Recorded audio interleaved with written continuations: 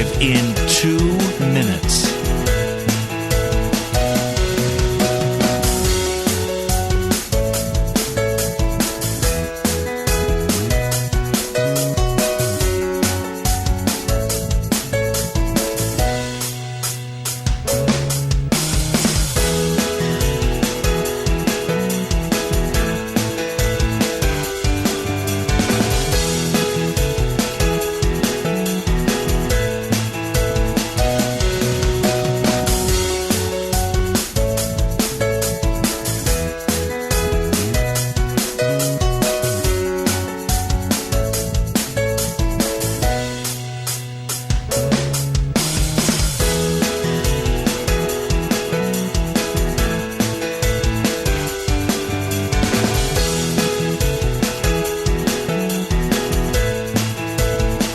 Lynn Cullen live in 1 minute.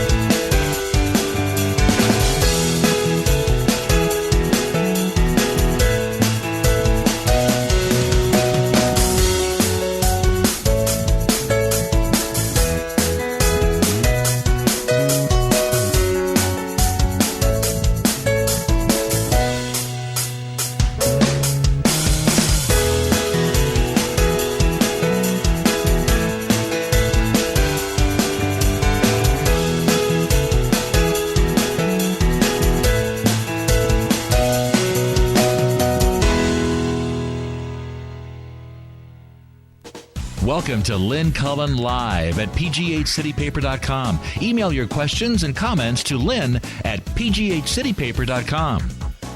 Hello there, and a good morning to you on this June 14th, 2016, sunny day here in Pittsburgh. I guess we can get a weather report about Chicago from my sister Susan, who joins us now. Hi, Suze. Hi. Well, it seems to be very in the mid-70s and partly cloudy. Okay. Well, thank you. That was very good. I'd hope to have our mom on with us. I was wondering about that. She categorically refused. No, it's just, you know that she It's hard to get ready that quickly in the morning. Exactly. She's doing her routine, and it just was too much of an So she wasn't able to join us, which is too bad. But we will continue without her. So, obviously, Suze, we've got some heavy stuff to talk about. Yeah. Since yesterday, there's been a number of new wrinkles to look into, including the possibility that the shooter was a closeted... Yeah, he was a self-hating gay guy, apparently. Maybe, yeah. Mm-hmm. Closeted, self-loathing gay, who, because of his religion and what he'd been taught about it, and his father's a homophobe, and what his all of that, right. That he couldn't live with it. Okay. And I think, the allegiance to ISIS is probably more of a cover for him than... my gut feeling tells me this is more of a homophobic crime than ISIS-inspired. I think it's ISIS-excused. Well, I think that's, basically what Obama was saying in his last statement, that at the last moment he declared this allegiance, but it's Right. No, it seems to me to be more of a hate crime than and terroristic in that sense than any other kind. Right. Well, what they have in common is that they get to have the means to cause so much carnage, Exactly. and if it. I would have thought that we could have decided that assault rifles were not necessary a long time ago. Apparently not. That's the thing that's so astonishing. that anyone could make a case, including, obviously, our Congress, that it is perfectly reasonable to assume that the Founding Fathers, who knew only muskets, could conceive of saying that any American should have the right to possess a weapon of mass destruction. Yeah, I mean, if not this, then why not bombs and, and grenades and Sidewinder missiles, yeah. Right. I mean, but a silo in every backyard. A militia needs these things. So it comes down to an inability on our part, and I'm talking about you, me, and the American people, who I believe would support and do support a ban on this. Who claim to be in the majority. So where are we when we're electing people? Well, because we're not single-issue voters, and because so much of our Congress and almost all Republicans, I believe, and a ton of Democrats are terrorized by the National Rifle Association. Only because they want to be they want this job more than they want to do it correctly. That's right. So they lack all character. So they lack all character. They're not honorable. If they've sold themselves to the NRA, that should be all that you need to know. Yeah. So it's our fault. And I got this. I got an email from one of our listeners who I think said something really great. He said, actually, I almost expect that when President Obama has to address the nation on the next shooting, he will say something like, you know what? You all don't really care. If you didn't do anything about 28 or 6-year-olds being gunned down in school, you clearly care more about your precious guns than any tragedy caused by these weapons of mass destruction. And then he should walk off the stage. Right. You asked for it, you got it. Yeah, this is what you want. want. You're shrugging your shoulders and go, well, it's too late now. Oh, there's so many out there. There's so many out there already, so what are we going to do? All the bad guys will always have the guns. So what can we do? We just don't do anything. It is, such despicable surrender to an obvious issue that demands. The more we wait, the harder it gets, the worse it gets. So we are, as a nation, saying we will allow this kind of carnage on a regular basis. Right. It's an unfortunate, but it's just a side effect of exercising our constitutional rights. Right. So too bad. I don't know if you saw in the New York Times today, they have a graph that's, wow, does it show how insane the United States of America is on this issue. What they did is they took all other Western nations and they calculated how many of their people die from gunfire in a year. And then they factored in that those nations would all have essentially, then what does that mean if they had the exact same population as we do? So then how many, gun-related deaths? They did it per what do you call that? Yeah, right. So I'm going to show you, I don't know if you can see this, but it really looks like, it's blank. It essentially looks like a blank thing. At the bottom, at the very bottom of this graph, is every other, way here stuck at the bottom are Britain, Iceland, Denmark, Australia, Germany, Slovenia, France, Canada, Greece, Portugal, Estonia, the Czech Republic, Hungary, Poland, Luxembourg, Norway. Every other country is like right down here showing how many are killed. This is if they had the exact same population as we do. You know where we are? Up at the opposite corner. You have to go way up. Here, to the top. Look at that. If your guys are looking. Look at that. We're exceptional. It's like a mass, it's like a national psychosis. Well, I was just in my scanning of newspapers all over today. I was made aware of the fact that 3 out of the 4 Republican candidates still out there for the Missouri gubernatorial election are running ads that feature themselves with guns. So one's an ex-Navy SEAL, and his is an assault weapon, and he is sitting there in his ad firing rounds at a target. And then the woman governor is holding is a serious picture of her aiming a rifle. Isn't that something? And then, and I mean, these ads are appearing as Orlando is going on. And these are ads that these Republican candidates think will get voters to vote for them for the job of governor? Yeah. What the hell? I'm telling you, insanity. Insanity. So it's us. It's us. We've got to, there's nothing, we do know what we can do. We can take our Congress back. And somebody said something yesterday, I forget where I saw it, but if the country now is clearly fed up with politics as usual, and you can see that with, that some people thinking Trump, a con artist, snake oil salesman, would be a better president, and some thinking Bernie Sanders, a socialist, would be a better president, that we've really reached our level of ability to tolerate the current political establishment. So, who is more political establishment in this country than the National Rifle Association, which owns our legislative sector?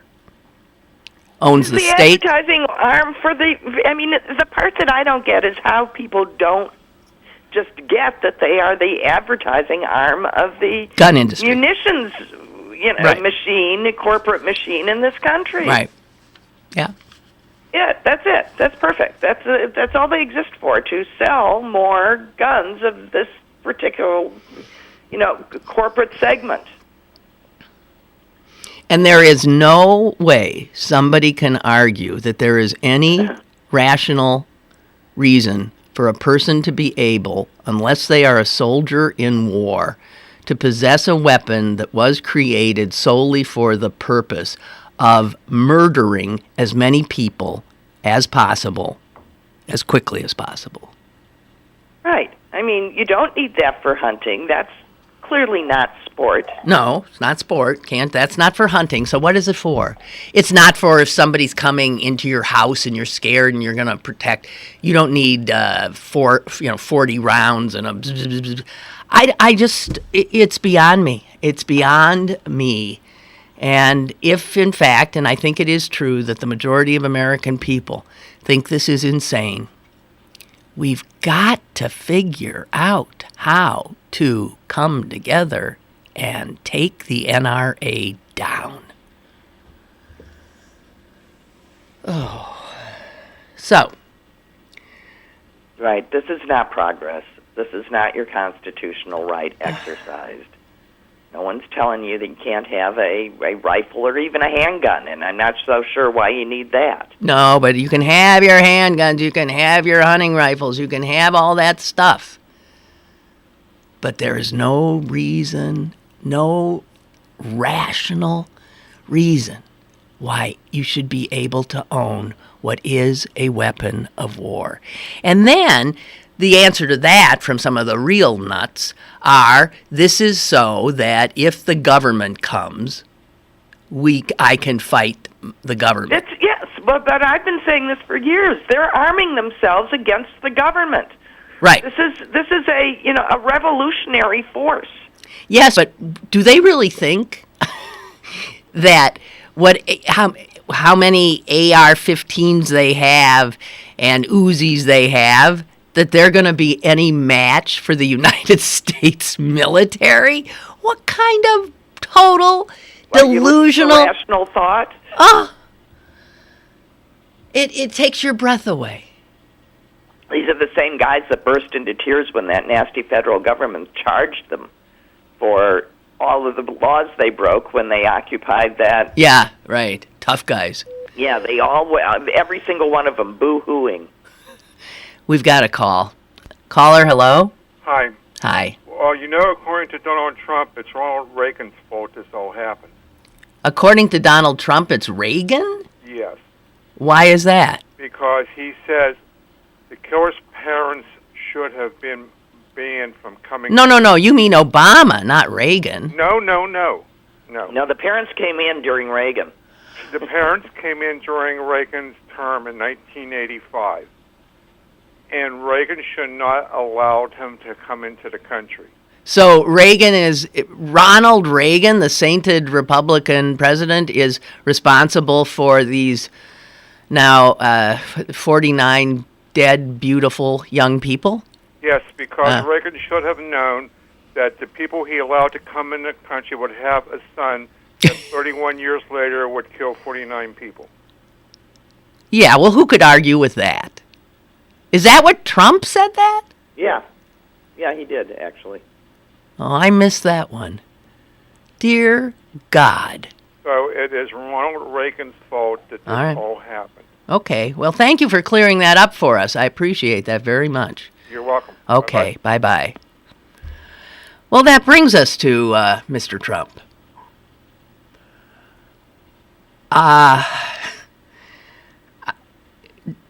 What he said on Fox News yesterday about the current president, Barack Obama. Oh, yeah. Suggesting that he's in cahoots, you mean? Yeah, suggesting that the president of the United States is, well, he's sort of like maybe he's working with these terrorists. That's clearly what the intent was. Here's what he says. And as usual, this is Trump's speech, so it's disjointed, repetition, innuendo. Here it is. Citing those sources of many people think. He says, there's something going on when an American leader avoids blaming radical Islamic terrorism. This country is led by a man that either is not tough, not smart, or he's got something else in mind. And the something else in mind, people can't believe it. They cannot believe that President Obama is acting the way he acts and can't even mention the words radical Islamic terrorism. There's something going on. It's inconceivable. There's something going on.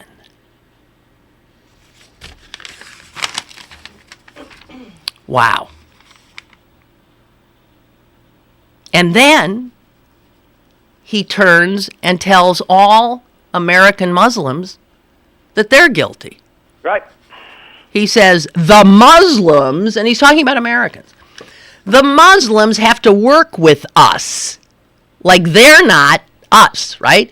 He's always separating these people out. Muslims are not real Americans. The Muslims have to work with us. They know what's going on. They know that Mateen was bad. They knew the people in San Bernardino were bad. But you know what? They didn't turn them in. And you know what? We had death and destruction.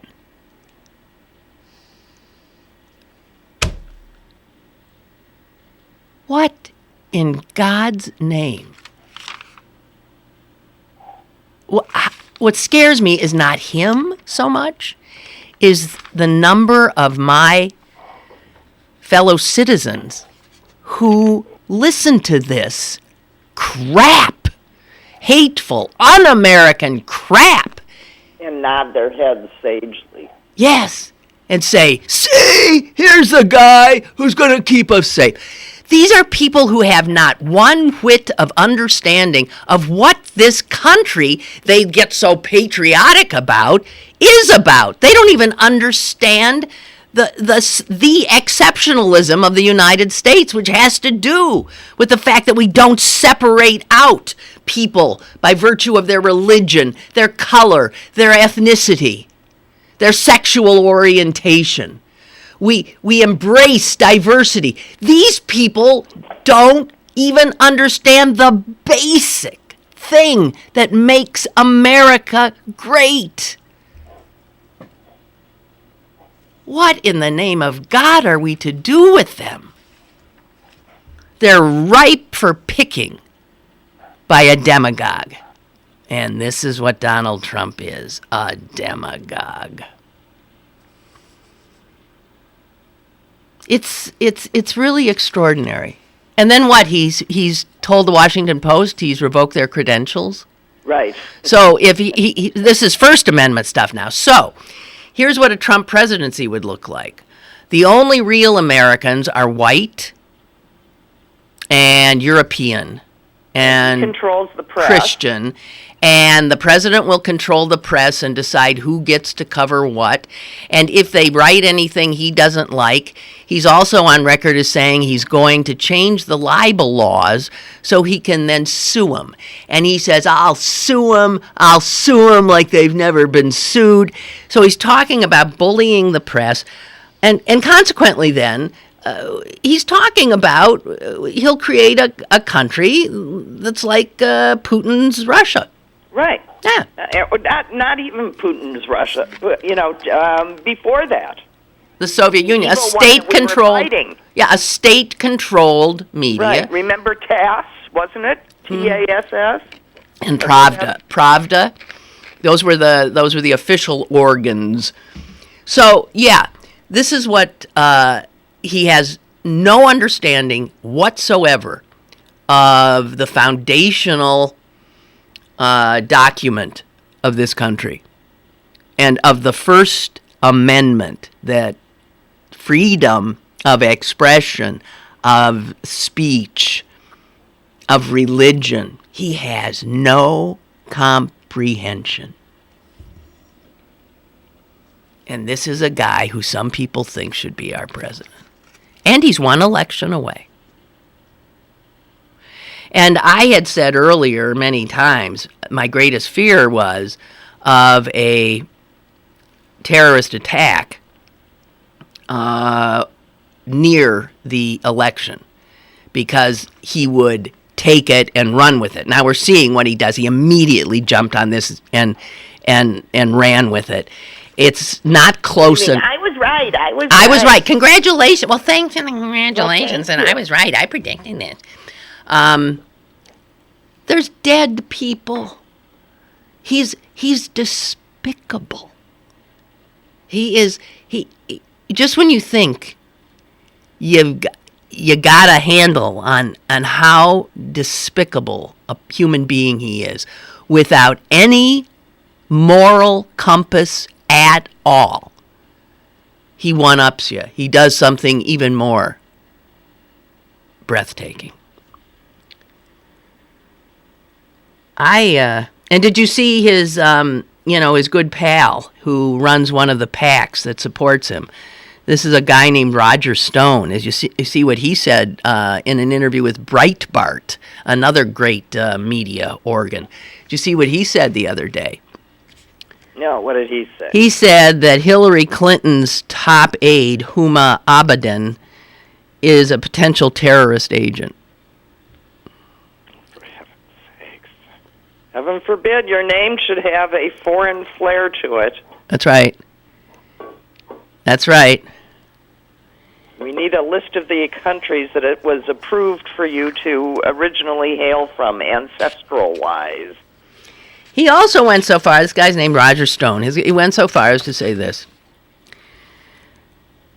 He said, Trump will politically benefit from this attack. And he said, there's going to be a new focus on supposedly disloyal Americans, like Hama Abedin. And did you see that Newt Gingrich came out and said that we should have a newly formed kind of House Un-American Activities Committee? Oh, great. Because that's what that sounds like. Here we go.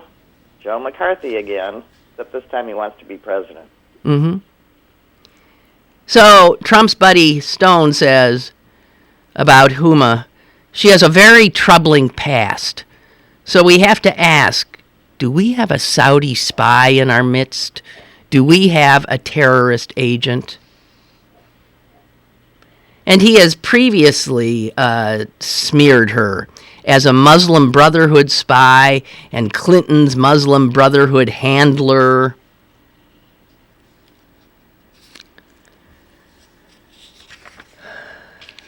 Now, Senator John McCain, John Boehner have defended her. A lot of other Republicans, as usual, are totally silent. Ed Rollins, who was a big Reagan guy, Ed Rollins also leads a pro-Trump super PAC. And he wrote 2 years ago when Republicans were talking about Huma Abedin as a potential terrorist. I mean, because she's what? She's Muslim. That's all it takes. And and a name that they can convince people with. Because what kind of a name is that? It's like Barack Obama, Huma Abedin. These can't be Americans. So Ed Rollins, though, 3 years ago wrote, Abedin has been through every top clearance. This is a Trump guy. Abedin has been through every top clearance available and would never have been given her position with any question of her loyalty to this country. And he went on to say that the Republican Party will, quote, become the party of intolerance and hate if it continues such attacks. Well, it has. And it now has a presidential candidate who this guy is supporting in a PAC who's doing just that.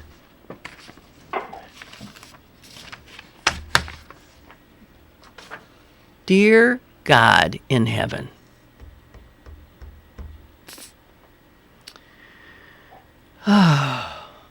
So, is there anything else to talk about? Well, there's a big article about your city and Uber. Where? And I think probably also the Washington Post. I didn't see how Pittsburgh is part of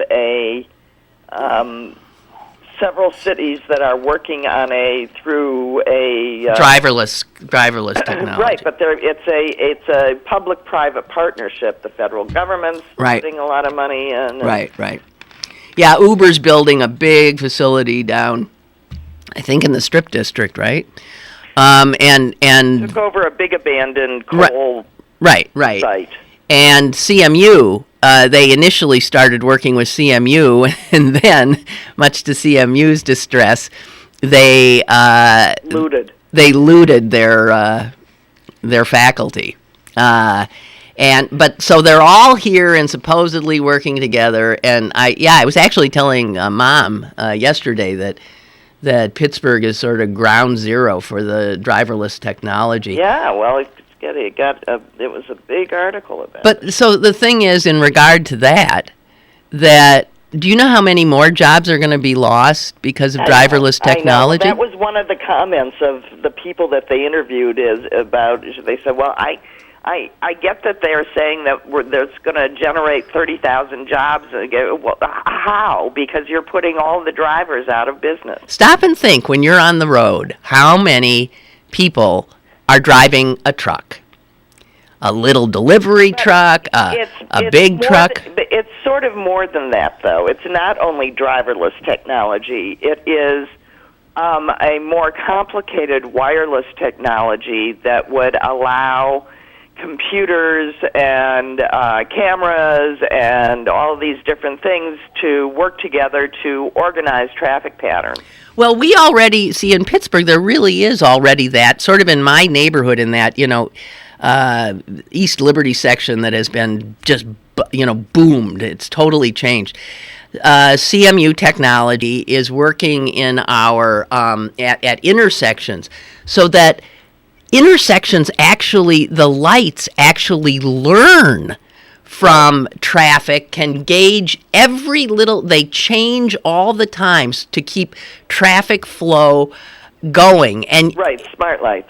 And it's more than, I guess, what we've had in the past.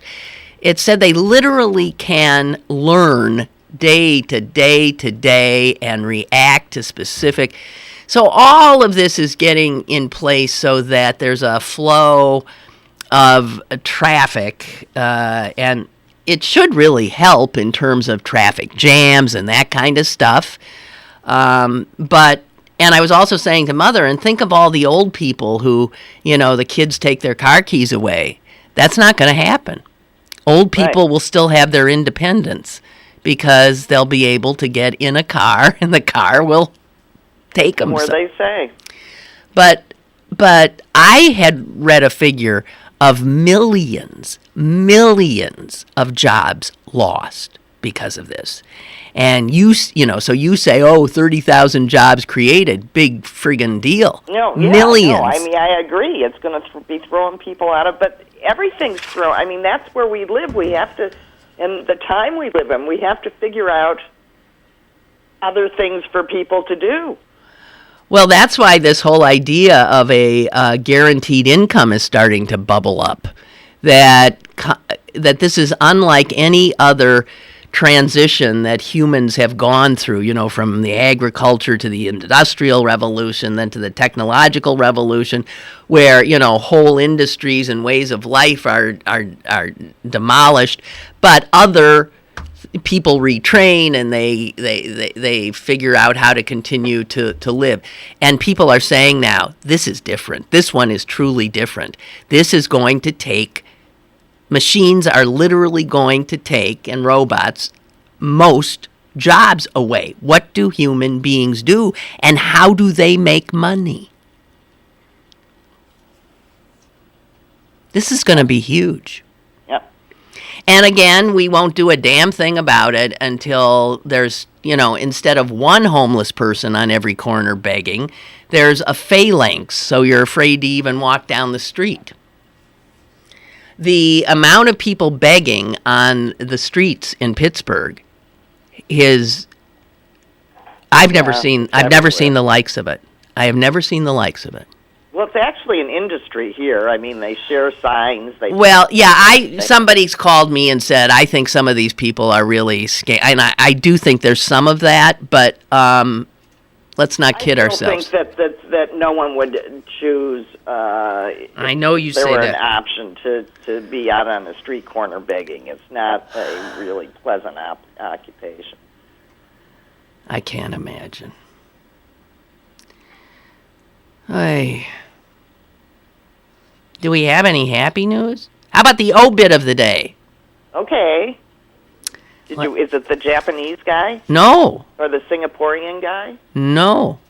Oh, okay, you read yours. You have one? Well, I don't know if I can call it up again, but it was What did he do? It was an old man in Singapore that died, and apparently, or it pretends to have written his own obituary. It was actually written by his second son. But it's gone viral because he lists his children and their spouses, and his baby son, as he's called, lists his husband. Really? Yes, and then follows it with a poem about how he was hard to live with and how he loves everybody and blah blah blah blah blah. And it turns out it was written by the son, but it was not that son, a middle son, but was still a thing of acceptance, highly unusual in Singapore. Indeed. And so it was something sort of lovely, actually. Yeah. When will people just let people be? My God. And I have to tell you, the basis of all of this, folks, is religion. I don't care what religion you have. Other than, my son suggested Buddhism doesn't do it, but I don't know. Muslim. Someone can figure out how Muslim, Judaism, Christianity, they all teach that homosexuality is an abomination. So, who killed all those people? Why is there this, it's... Why are we there in the first place? Yeah, and I'm afraid, guys, it's your religion.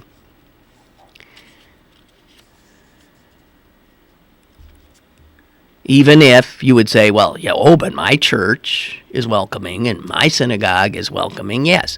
But if you look at, again, the foundational books of those religions, they say, kill them. Do they not? Yeah.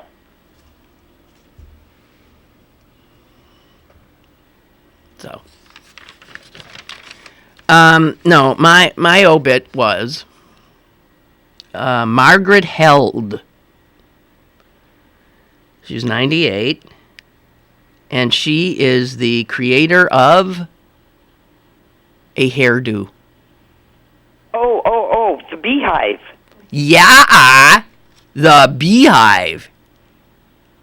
We never did that, did we? Did I ever do a beehive? We never had enough hair. You might have done. I had a sort of little beehive. You did. I did do that a little bit, but I never had sufficient. Yeah. hair to Okay. do that. We've got a caller. Hello. Hello, Lynn. Yes, sir. What does Christianity, Judaism, and Muslim religions all have in common? Well, I was just saying, homophobia. No. Besides that, the main difference, and this is what causes warfare. What do you? All patriarchal. They're all patriarchal, yes. When you have earth-based religions, think about that. It's female-based. It's based on the earth. What do they call it? Mother Earth. They don't call it Father Earth. What's an earth-based religion? Well, that's called neo-paganism. Oh. Okay, so when think about that, like they call the witches and Wiccan, that's primarily based on nature.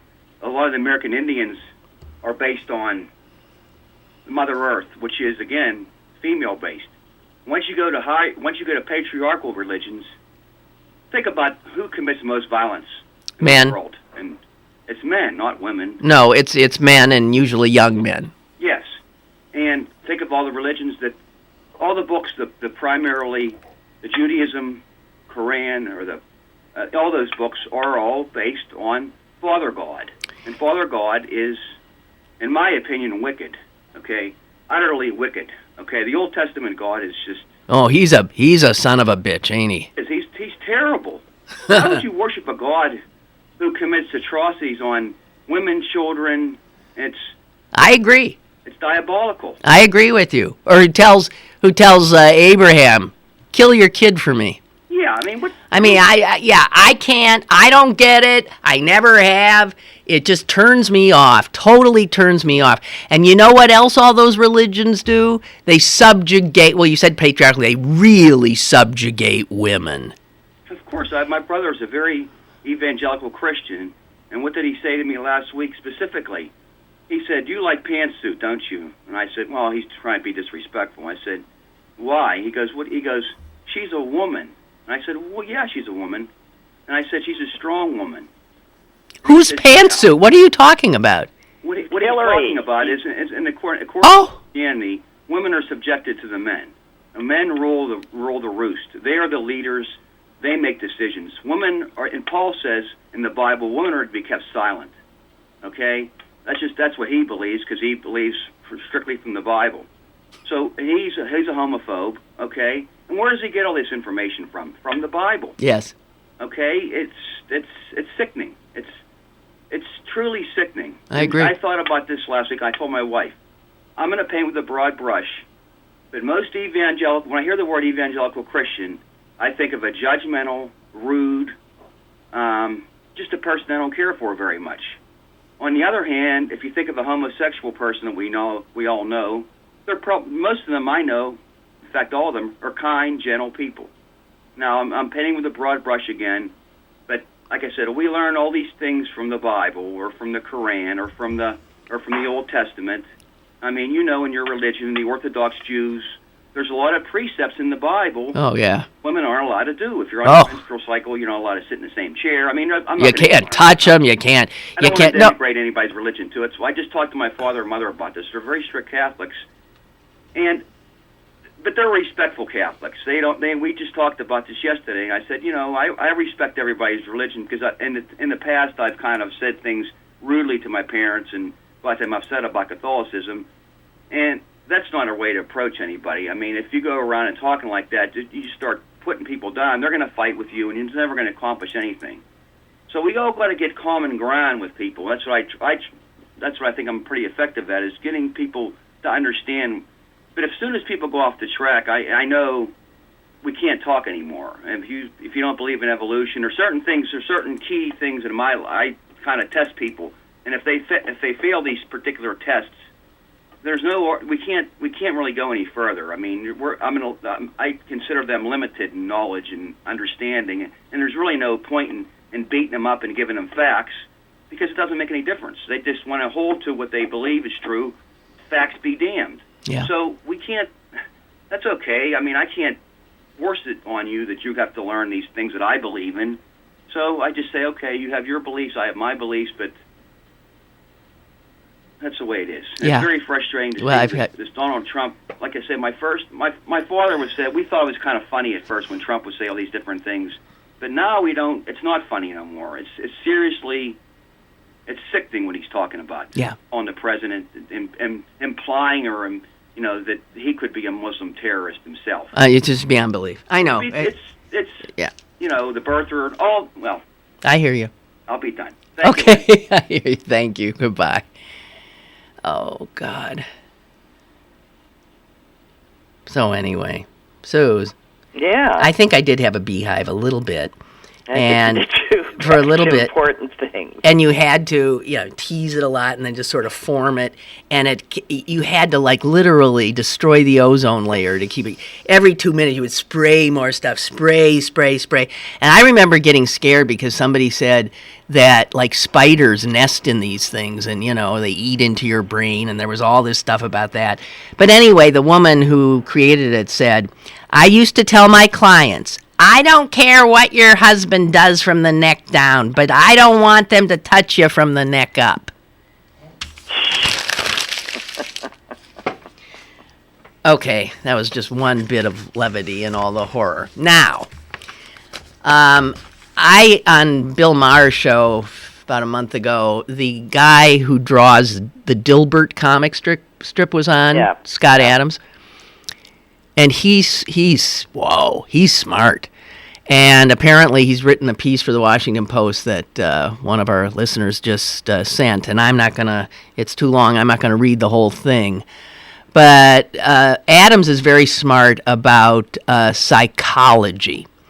And he says Trump is too. That Trump knows psychology. And he says here is why he actually thinks Trump is going to win. And here is what he says. 1, Trump understands that people are basically irrational.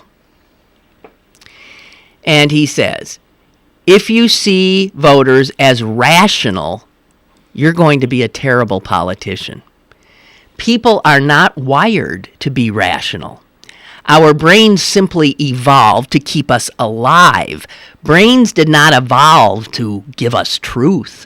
Brains merely give us movies in our minds that keep us sane and motivated, but none of it is rational or necessarily true.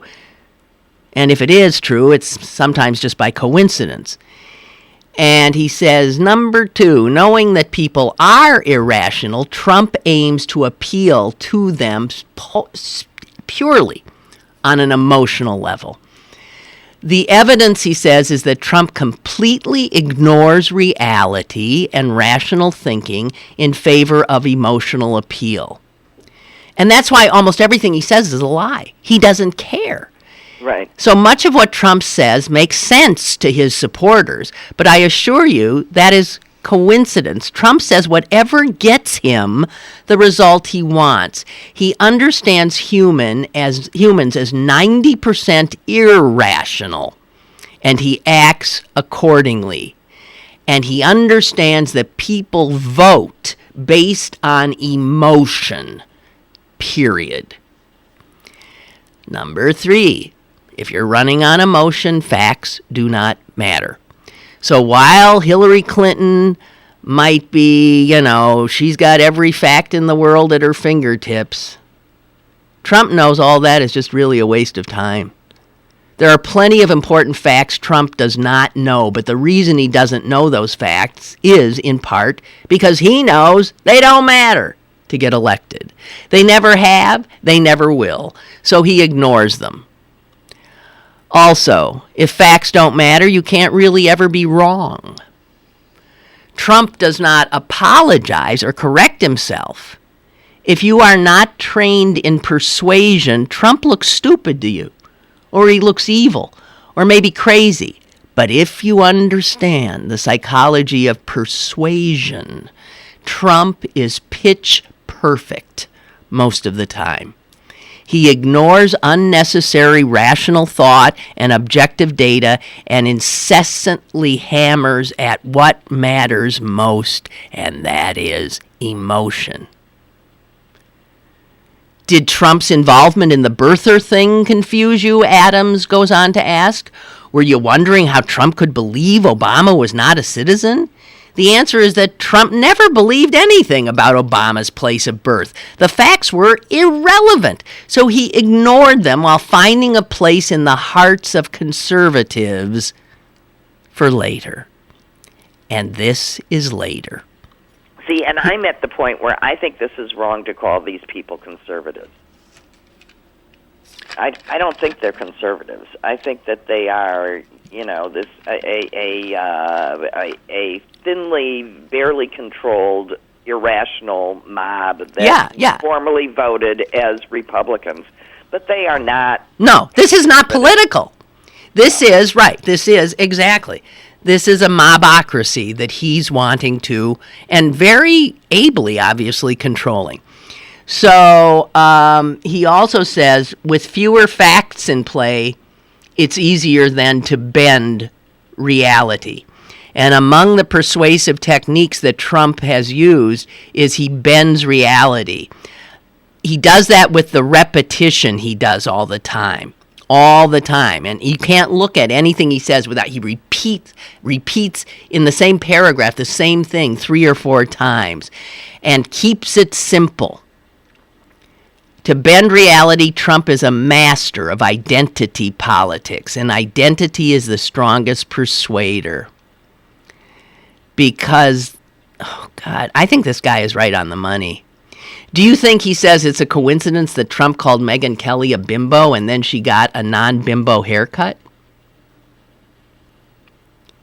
It doesn't look like a coincidence to this trained persuader. And one way to achieve this is by deploying linguistic kill shots that land true and alter perception through 2 ways. The best Trump linguistic kill shots, Adams writes, have the following qualities. Fresh word that is not usually used in politics, and also relates to the physicality of the subject. So you are always reminded. So identity is always the strongest level of persuasion. That's how you get crooked Hillary, crooked Hillary, crooked Hillary. Lying Ted, lying Ted, lying Ted. You do that by using this strong identity play. And he says Trump is well on his way to owning the identities of American alpha males and women who like alpha males. Clinton is well on her way to owning the identities of angry women, beta males, immigrants, and disenfranchised minorities. If this were poker, which hand looks stronger to you for a national election? Well, I don't know. But Adams is right about this. That's why facts, it really is. He is a master at understanding that people are not rational. And the facts don't matter. I know. I just have to say, I just feel like it gives Trump too much credit for thinking that he might intuitively know this, but I don't. Well, Susan, he's a master of it. How's he gotten where he got? It's just who he is. Okay, but you're saying you don't want to credit him for doing the birther thing, thinking down the road I'll run for president and do whatever. That might be true. But he's pulled something off here. Yeah, he has. And shame on us if we let him go all the way. I mean, if you truly love your country, you have to go vote, and you have to go vote the correct way. Okay, we got another email. This from Chuck. Americans have always had a love affair with their guns, but it wasn't until conservative propaganda outlets began programming the current generation that our love affair with guns turned into an obsession. Fox News, Rush Limbaugh, the rest of them, the same folks who have bred so many Donald Trump supporters, the same folks who gave us the Tea Party, are also the same folks who have bred a generation of obsessed gun owners fearful of their own government. And he says, and per your earlier caller, Ronald Reagan also said, I do not believe in taking away the right of the citizens for sporting, for hunting and so forth, or for home defense. But I do believe that an AK-47, a machine gun, is not a sporting weapon or needed for defense of a home. Right. So this is not the party of Ronald Reagan anymore. This is the party of Donald Trump. It is.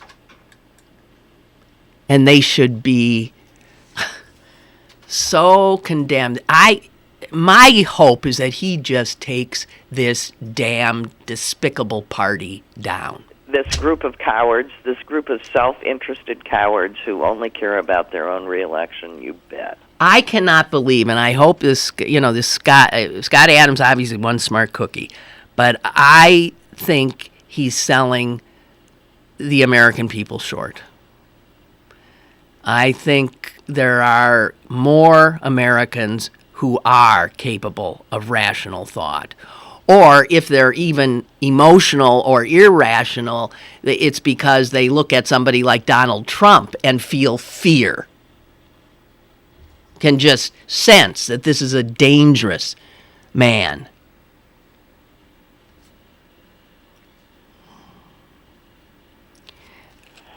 Regarding religion as the root of much of this evil, Mary writes, I became a Unitarian Universalist that's a church you can't condemn.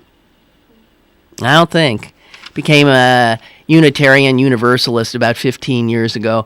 There are only 7 principles to this religion. You want to hear them? Sure. See if we can sign on. 1, the inherent worth and dignity of every person. 2, justice, equity, and compassion in human relations. 3, acceptance of one another and encouragement to spiritual growth in our congregation.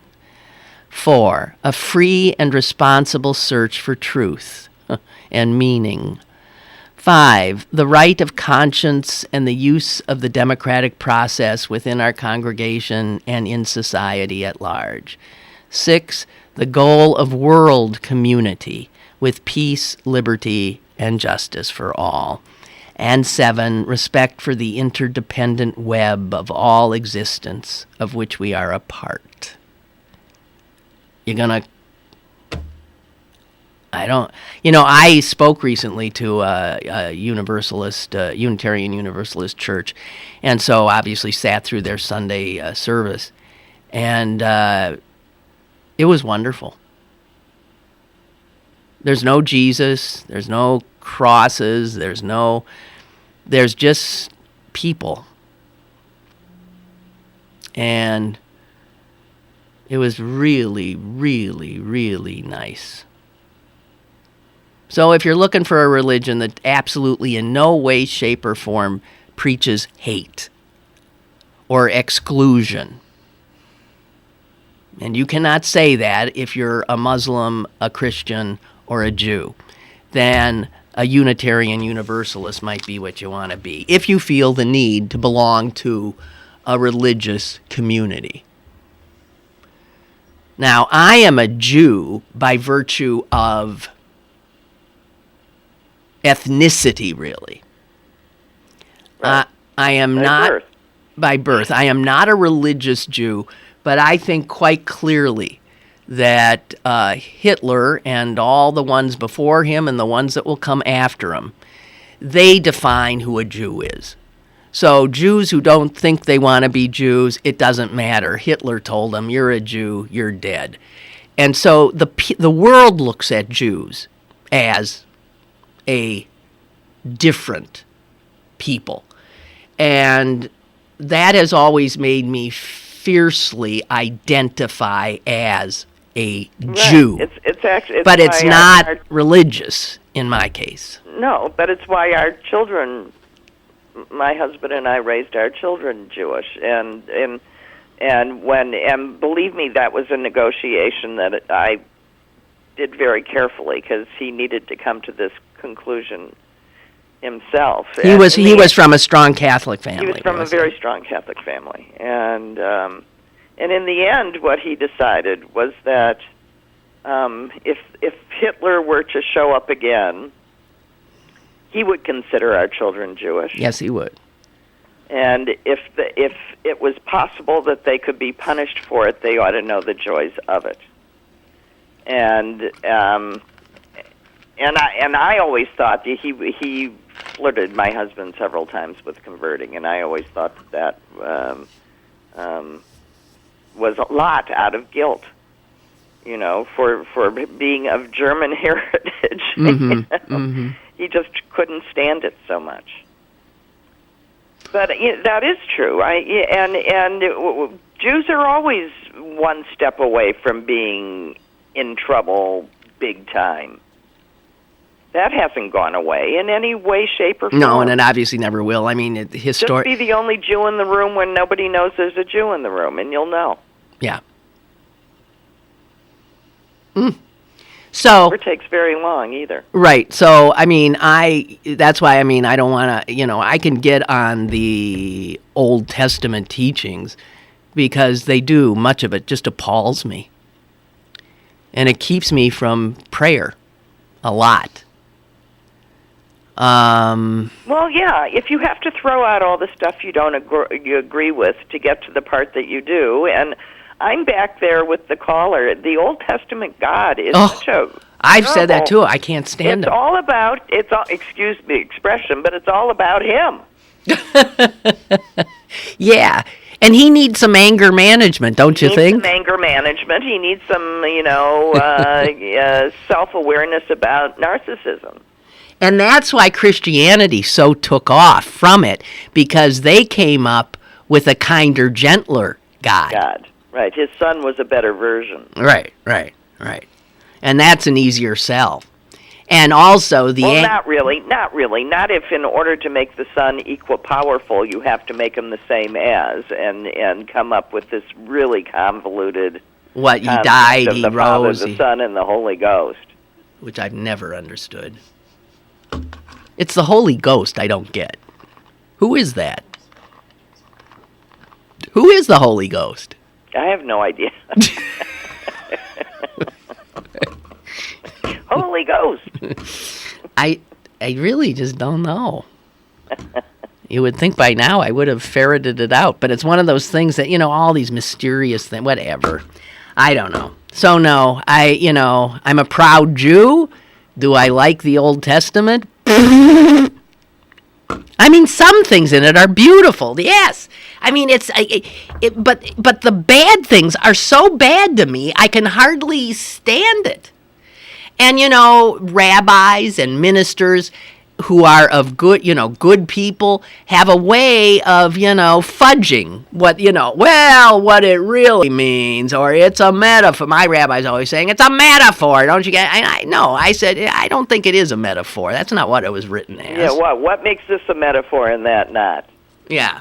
So, I just, You wonder why. Actually, Americans are getting less religious. It's because people just find it difficult to buy into this stuff now. I'm sorry. Well, maybe we're better readers. You never know. And it also, we see how so much of this ugliness, if there's Islamic terror going on now, where is that coming from? It's coming from their holy book, maybe a misreading of it, but it's coming out of that. And if the Orthodox Jews in Israel are becoming more and more militant and disgusting, and then where's that coming from? It's coming from their book and how they perceive it. And these evangelical Christians, many of whom I'm sure are wonderful, but a lot of whom are just filled with homophobia and racism and all this kind of crap. Where's it coming from? It's coming from their book and their religion. I think it's great if people are turning away. Frankly. I do too. It may have served its purpose. But you see, in times of stress and dislocation, which is what we're in because of globalism and technology and the triumph of capitalism and the kind of economic system we have and how it has just thrown everything up into, we don't know what the next 10 years will even look like anymore. People do need some ground under them, and that's what religions offer people, right? Yeah. Here's the truth. Here's what really is. Here's the solid ground you need. And so in times like this, a lot of people become more and more religious. So you do see this rise in fundamentalist religion now, which then creates these horrible problems. Yeah, I just can never figure out why women sign on to it. Women? Why? Because Yeah. it's so, I don't know. I don't either. Suze. I mean, it must be, it has to be because it's so terrifying to be in charge of oneself, I guess. I don't know. I'll never understand. I guess Donald Trump is right, and people are just irrational.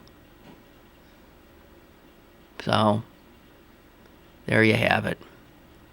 God, I wish it were November and this were all over. With the right outcome. Yeah, with the right outcome. I just need to know. It's going to be rough. Yeah.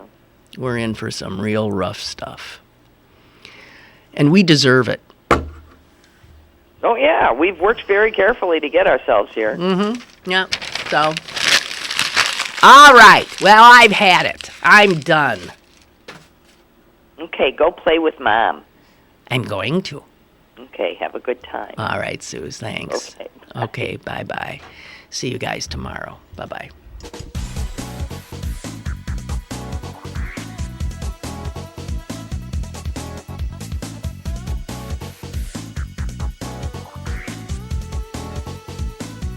Lynn Cullen Live, Monday through Friday from 10 a.m. to 11 a.m. and archived at pghcitypaper.com. The opinions expressed on Lynn Cullen Live are those of the host and do not necessarily reflect the viewpoints of Pittsburgh City Paper, Steel City Media, and its advertisers.